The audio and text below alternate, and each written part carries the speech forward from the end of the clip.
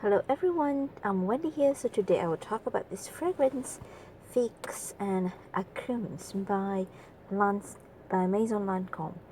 So I was supposed to do a video about this fragrance yesterday, but yesterday was really hectic because it's a full-blown baby day for me. Baby, taking care of the baby, bathing the baby, feeding the baby, watching over the baby 24 hours. So basically I didn't have time to film.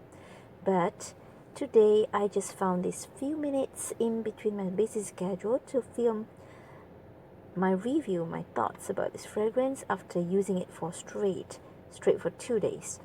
So this is a fragrance by Maison Lancome, and by the name, you would know that the notes are based on figs and also citrus. So the citrus notes here are not quite specific. I get raw lime, like as if I'm biting into the lime together with the skin and together with the seed, and it's not so ripe. That citrus fruit is just unripened, giving it a very green feeling in the beginning, in the initial stage of this fragrance. And slowly, the green vegetal, the almost unripened bitter green lime, will slowly dries down to a very woody fig in the first 20 minutes. It's a very woody fig tree bark. It almost feels like this whole thing is about the fig tree and not the fig fruit. But I think if you want to expect creamy fig fruit, you really have to wait for the dry down of this fragrance.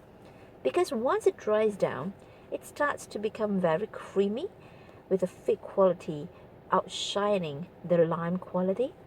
And the green lime quality will slowly fade away in the background. And jasmine, the creamy jasmine, will come out slowly. This jasmine in here is not in your face kind of jasmine. It's a fresh jasmine, but it's not that green because the green element has just faded away from this composition slowly by time, and this jasmine is just very creamy. It adds a little bit fresh creaminess to this whole composition, making the fig not so lonely. I do get a lot of figs from here. As it dries down, the fig will become more and more prominent. It's quite creamy, but there are some elements of woodiness and also creamy fig towards the dry down mixed together with the jasmine as it dries down further. So as it totally dries down, it still projects quite well if I spray it on my nape at the back of my head, and just if I spray it on my nape and at the back of my neck, and even though after a shower I can still get whiffs of it coming off when I sweat, when I move around, when I turn my head around.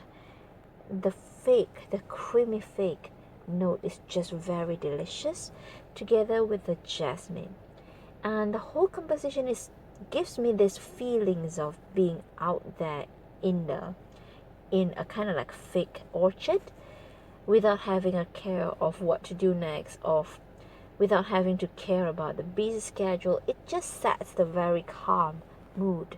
So this is not a floral perfume, this is not a green perfume.